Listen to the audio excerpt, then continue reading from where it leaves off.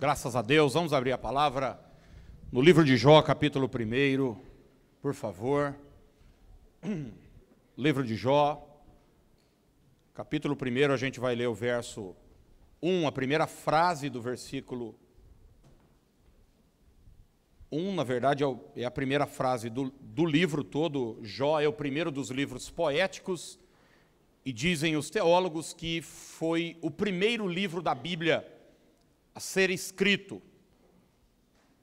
Alguns acreditam que tenha sido escrito por Moisés, outros por Salomão, e há aqueles também que acreditam que Jó é quem escreveu. Os estudiosos também dizem que Jó teria vivido entre Babel e Abraão, naquele capítulo 11 de Gênesis. Mas tudo isso é indiferente para as lições que esse texto pode nos ensinar, essa história. E o texto diz assim, Jó capítulo 1, verso 1, havia um homem na terra de Uz, cujo nome era Jó.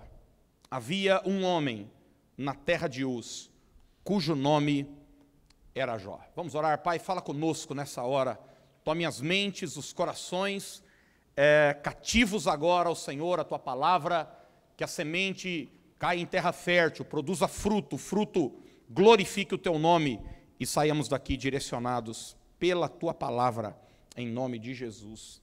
Amém e amém. Eu sou, como alguns aqui, apaixonado por biografia. Gosto muito de ouvir a história das pessoas. Essas últimas semanas eu assisti 2 filmes no Netflix sobre a biografia. Uma do Walt Disney, o Walt antes do Mickey, e uma outra sobre o dono do McDonald's, o cara que, não que fundou, mas o que fez o McDonald's ser o que é hoje. O filme se chama Fome de Poder. É interessante como a vida dos outros pode nos ensinar tantas lições. A Bíblia é um livro que conta inúmeras biografias, inúmeras histórias, mas a Bíblia está longe de ser um livro de historinha, de informações para a gente. Na verdade, o apóstolo Paulo, escrevendo a Timóteo, no capítulo 3, versos 16 e 17, ele diz que toda Escritura é inspirada por Deus. Toda a Escritura, inclusive as histórias contadas, as biografias. Ele diz, e é útil para o ensino, para a repreensão, para a correção, para a educação na justiça, a fim de que o homem de Deus seja perfeito e perfeitamente habilitado para toda boa obra. Olha o que o texto está dizendo, que toda a Escritura, toda a história que a Bíblia narra, todo verso bíblico é útil, tem utilidade para nos ensinar, para nos aperfeiçoar, para nos tornar gente melhor. E eu queria tomar hoje a história desse homem chamado Jó como base para algumas lições que Deus certamente deseja nos ensinar hoje à noite. Se você assim desejar, depois em casa leia, por favor, o capítulo 1, o capítulo 2 e depois o capítulo 42 de Jó, antes de você dormir ainda hoje, pelo menos para você ter uma ideia. São 3 capítulos, 5 minutinhos, você lê tudo, para você ter uma ideia geral daquilo que eu vou falar. A primeira lição que a história, que a biografia de Jó nos ensina é a seguinte, que para Deus, quem você é mais importante do que o que você tem. Eu vou repetir. Para Deus, quem você é mais importante do que o que você tem. É interessante a gente notar que a narrativa da história de Jó na Bíblia começa em primeiro lugar descrevendo quem é Jó. Olha só o verso 1. Havia um homem na terra de Uz, cujo nome era Jó. Agora o autor do livro vai dizer quem ele é. Homem íntegro e reto, temente a Deus e que se desviava do mal. O primeiro cuidado que a Bíblia tem ao falar sobre Jó é mostrar quem ele é, seu caráter, seus valores, seus princípios, as regras pelas quais a sua vida e as suas decisões são pautadas. A Bíblia diz que Jó era reto, Jó era um homem íntegro. O que é um homem íntegro? É alguém inteiro, não é alguém parcial, pela metade no que faz. É um homem que se desvia do mal e teme a Deus. É o caráter de Jó, quem ele é. Só depois, a partir do verso 2, o texto começa a descrever aquilo que Jó tem, o que ele possui. Olha só, versículo 2. Nasceram-lhe 7 filhos e 3 filhas. Verso 3. Possuía 7.000 ovelhas. Agora o patrimônio dele. 3.000 camelos. 500 juntas de bois. 500 jumentas. Era também muito numeroso o pessoal a seu serviço, seus empregados. De maneira que este homem era o maior de todos os do Oriente. Levando em consideração que quando a Bíblia fora escrita, o mundo conhecido da época era somente o Oriente, Jó era o homem mais rico do mundo. Primeiro, a Bíblia diz quem ele é. Só depois a Bíblia narra o que ele tem. Para Deus é assim. Ser é mais importante do que ter. Vamos repetir isso juntos? Diga assim: ser é mais importante do que ter. A Bíblia está dizendo que caráter vale mais do que bens materiais. Que a essência é mais importante do que a aparência.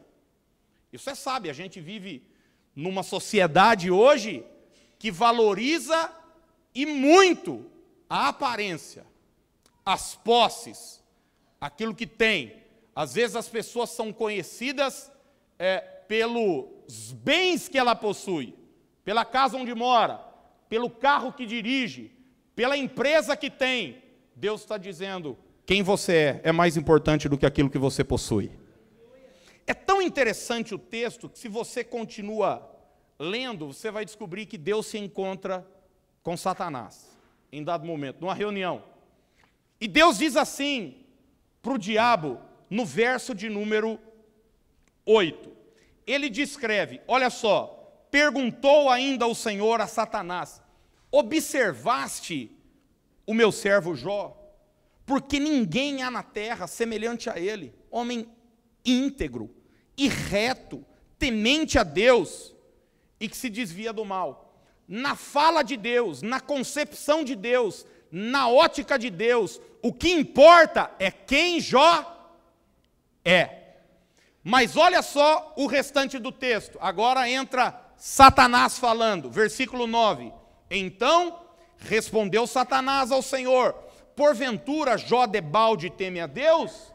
Acaso não o cercaste, concebe a ele, a sua casa, preste atenção nessa expressão, e a tudo quanto tem? Tudo quanto tem. O diabo frisa aquilo que Jó possui, seu patrimônio, aquilo que ele tem. O texto continua. A obra de suas mãos abençoaste, e os seus bens se multiplicaram na terra. Estende, porém, a mão, e toca-lhe, novamente, em tudo que tem, em tudo quanto tem, e verás se não blasfema contra ti e contra a tua face.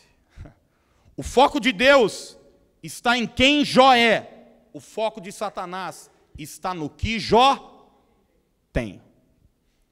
Por isso que o diabo é o príncipe deste mundo. Porque os valores desse mundo são esses. As pessoas são medidas por suas posses. Você vai ver que Deus então libera para que Satanás possa tocar, mas não em quem Jó é, mas no que ele tem. Versículo 12, Deus diz o seguinte: contra ele não estenderás a mão. Porque para Deus, quem você é é mais importante do que o que você tem.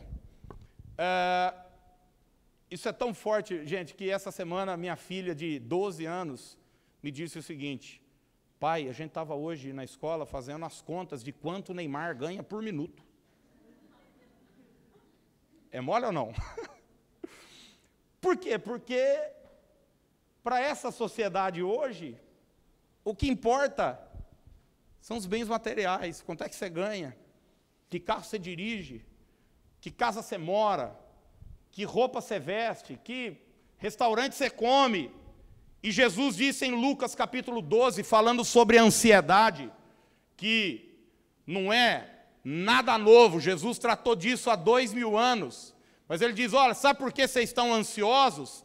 Eu vou dizer por que vocês estão ansiosos. Versículo 15 do capítulo 12 de Lucas, ele diz, então lhes recomendou, tende cuidado e guardai-vos de toda e qualquer avareza, porque a vida de um homem não consiste na abundância dos bens que ele possui. Verso 20 e 21 agora. Mas Deus lhe disse, louco, esta noite te pedirão a tua alma, e o que tens preparado, para quem será? Assim é o que entesoura para si mesmo, e não é rico para com Deus.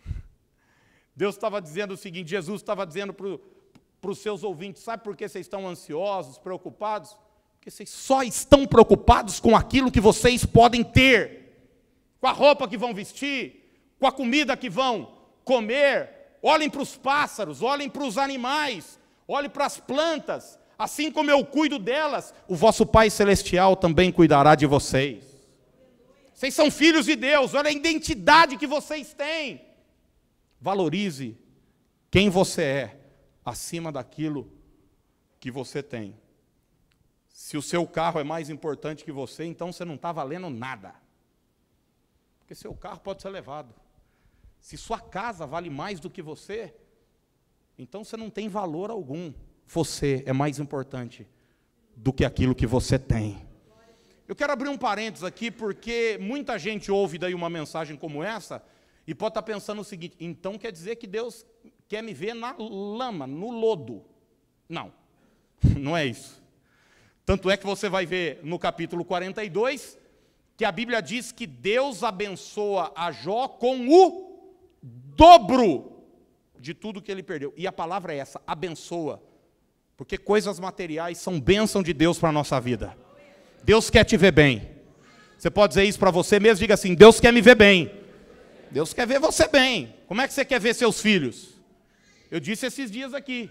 Eu, quando imagino os meus filhos no futuro, eu paro para pensar, eu imagino eles no aeroporto, assim, esperando naquela sala VIP, assim, para pegar o da primeira classe. Eu não imagino meu filho na rodoviária, não. Eu imagino bem, eu quero eles bem, e o que eu puder fazer para eles estiverem bem, eles vão estar bem. Se a gente que é mal deseja isso para os nossos filhos, quanto mais o nosso Pai Celestial. Tem muita gente também que se esconde atrás de uma palavra como essa, dizendo o seguinte, bem que meu patrão podia estar aqui hoje, que eu sou pobre, mas aí, ó, pelo menos eu sou uma pessoa, deixa eu dizer uma coisa para você, tem gente que não tem nada, dinheiro, não tem patrimônio e também não tem caráter, integridade, também não presta. Porque o fato de uma pessoa não ter bens materiais não faz dela uma pessoa íntegra. A questão não é a quantidade de dinheiro que você tem, a questão não é a quantidade o tamanho do seu patrimônio, a questão é quem você é. E Deus está dizendo que nada está errado, você possuir bens materiais. O importante é cada coisa estar no seu lugar. O seu caráter, a sua integridade, os seus valores estão acima de qualquer coisa. Quem você é, a história de Jó nos ensina, é mais importante do que aquilo que você tem. A segunda coisa que a história de Jó nos ensina é que coisas ruins acontecem para boas pessoas. Vamos repetir juntos? Diga assim, coisas ruins acontecem para boas pessoas. É uma ingenuidade nossa, né? A gente acha que o fato da gente ser legal, o fato da gente andar com Deus, o fato de a gente ter uma vida íntegra, reta, com valores, isso vai ser uma garantia de que dificuldades não vão acontecer conosco. Quando, na verdade, você vai ver que Jesus diz para os discípulos, e não para os romanos, para aqueles que andavam com ele, e não para aqueles que o crucificaram, não para os religiosos, ele diz para os discípulos, no mundo tereis aflições. O salmista entendeu isso, ele diz, muitas são as aflições do justo. Faz parte, e seja honesto, às vezes nós somos afligidos, não é porque erramos, às vezes nós somos afligidos porque nos mantemos fiéis a Deus. O que fez José parar na prisão foi sua fidelidade a Deus. O que fez Sadraque, Mesaque e Abidnego parar na fornalha de fogo ardente foi sua fidelidade a Deus. O que fez Daniel ir parar na cova dos leões foi sua fidelidade a Deus. Mas tem uma coisa, na fornalha, na prisão e na cova dos leões, Deus estava com eles. Daí alguém pode dizer assim, de que adianta então ser bom? Mas depende, se sua vida é pautada em conveniência, não adianta nada. Mas se você pauta a sua vida em princípios e valores, vale a pena ser alguém bom. Porque tem muita gente que fala, o que adianta ser bom?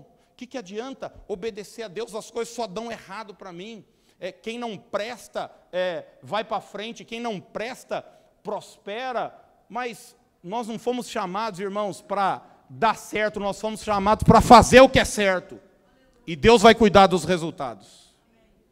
Coisas ruins acontecem a pessoas boas. Isso é tão interessante que os amigos de Jó se reúnem com ele e começam a querer discutir a situação.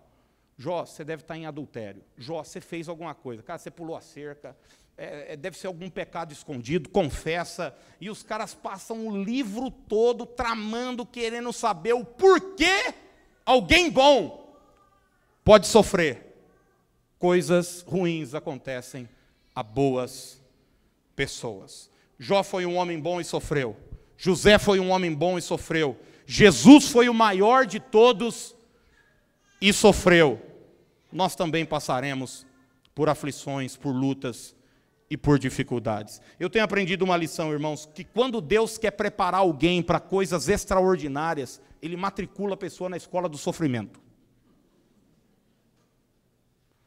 Você não vai ver um ser humano sequer que fez algo grande, extraordinário, que teve uma vida assim, moleza.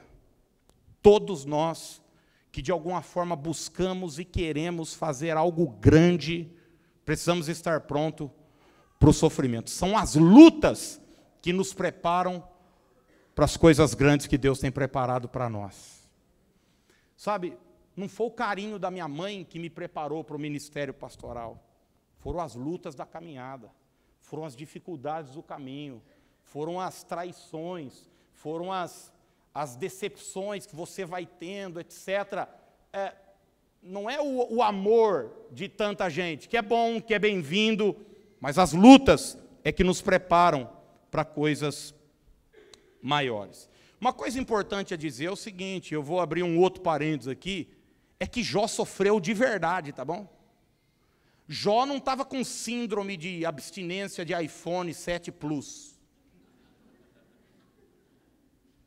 Jó não estava com síndrome de não fiz uma viagem internacional esse ano.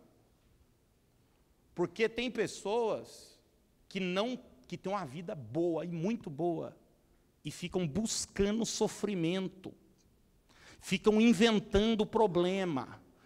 Fulano não me cumprimentou. Beltrano não sei o que lá, minha cunhada não curte minhas fotos no Facebook. Vai dormir, vai ver se eu estou na esquina. Sabe? Já viu isso ou não?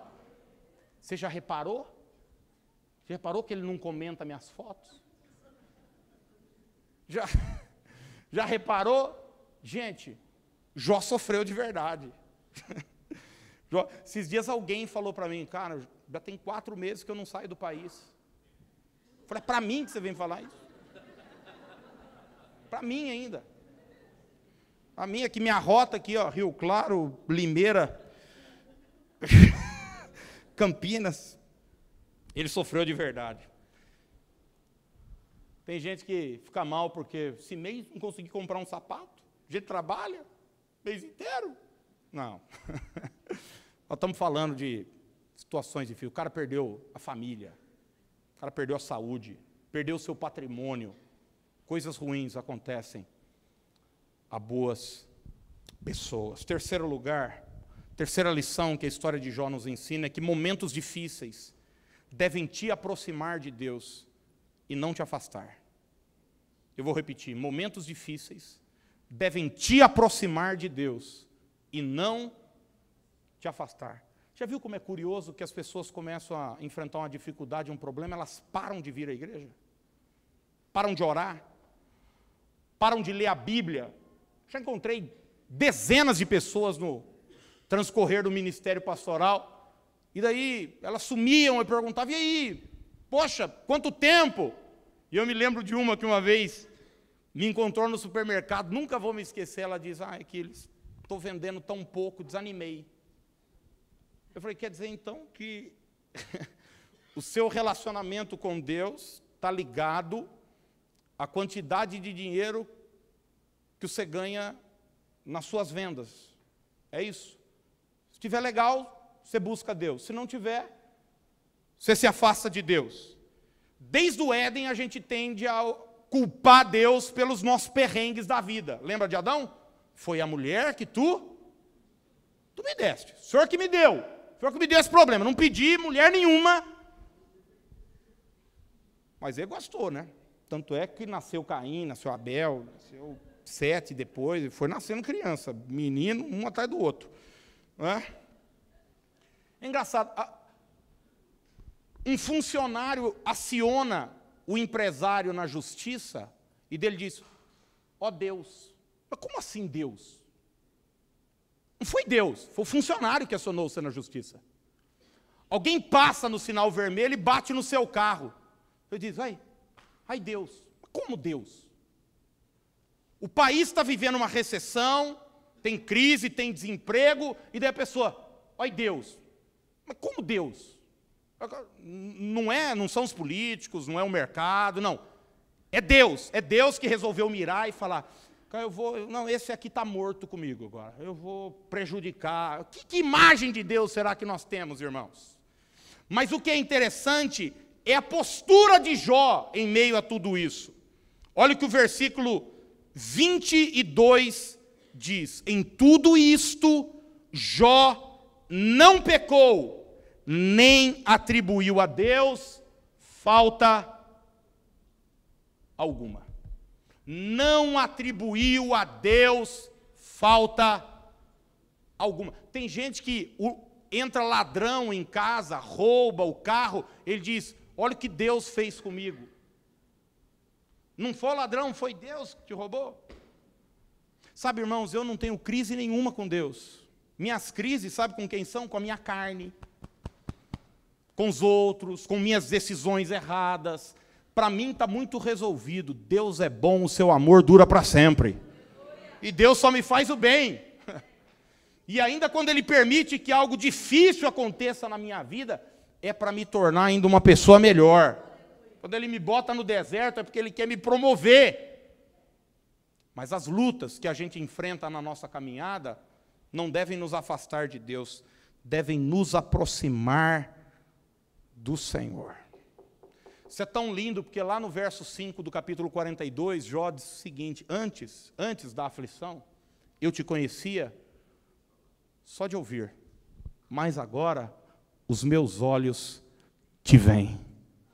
Ele disse, essa batalha que eu enfrentei, essa luta que eu enfrentei, essa tempestade que chegou na minha vida, me aproximou de Deus, me levou para mais perto de Deus. Eu pergunto para você, essa luta que você está enfrentando, essa dificuldade que você está vivendo, está te afastando ou te aproximando de Deus? Está te levando para mais longe, você está ficando mais amargo, mais reclamão, mais murmurador, ou você está se tornando mais íntimo de Deus? Eu nunca vi uma pessoa em aflição dizer o seguinte: quer saber? Eu vou parar de assistir novela. Quer saber? Eu vou parar de falar mal da vida dos outros. Não, eu vou parar de ir na igreja. Eu vou parar de dar meu dízimo. Eu vou parar de ir no culto de oração. Eu vou parar de ler a Bíblia. Eu vou parar de jejuar. Não, as aflições devem nos aproximar do Senhor. E em quarto e último lugar, para a gente orar, a história de Jó nos ensina, me ensina e te ensina que você pode recuperar aquilo que você perdeu. Eu acho que você não escutou, não. Eu vou repetir. Você pode recuperar aquilo que você perdeu. É interessante que o livro todo são questionamentos, dúvidas, por que disso, por que daquilo. Mas quando Jó muda a sua postura, no capítulo 42, ele começa o capítulo dizendo: eu bem sei que tudo podes e nenhum dos seus planos podem ser frustrados. Antes eu te conhecia só de ouvir, mas agora os meus olhos te veem. O verso de número 10 diz o seguinte, estou em Jó 42. Mudou o Senhor a sorte de Jó, quando este orava pelos seus amigos, e o Senhor deu-lhe o dobro de tudo o que antes possuíra. O Senhor deu-lhe o dobro de tudo o que antes possuíra. E o verso de número 12 diz assim: assim abençoou o Senhor o último estado de Jó, mais do que o primeiro, porque veio a ter 14.000 ovelhas, 6.000 camelos, 1.000 juntas de bois, 1.000 jumentas. Também teve outros 7 filhos e 3 filhas. E o verso de número 16 diz: depois disso, viveu Jó 140 anos, e viu a seus filhos e aos filhos de seus filhos, até a 4ª geração. Então morreu Jó, velho e farto de dias. Talvez alguns chegaram aqui hoje pensando que essa luta que você está vivendo era o fim da sua vida. Deus está dizendo para você que você ainda não viveu os seus melhores dias. Seus melhores dias estão à sua frente. A chama da esperança precisa continuar brotando no nosso coração. Quando Jó diz: eu bem sei que tudo podes e nenhum dos seus planos podem ser frustrados, a sorte dele não havia sido mudada ainda. Mas ele já acreditava que Deus podia todas as coisas. Você serve a um Deus que tudo pode.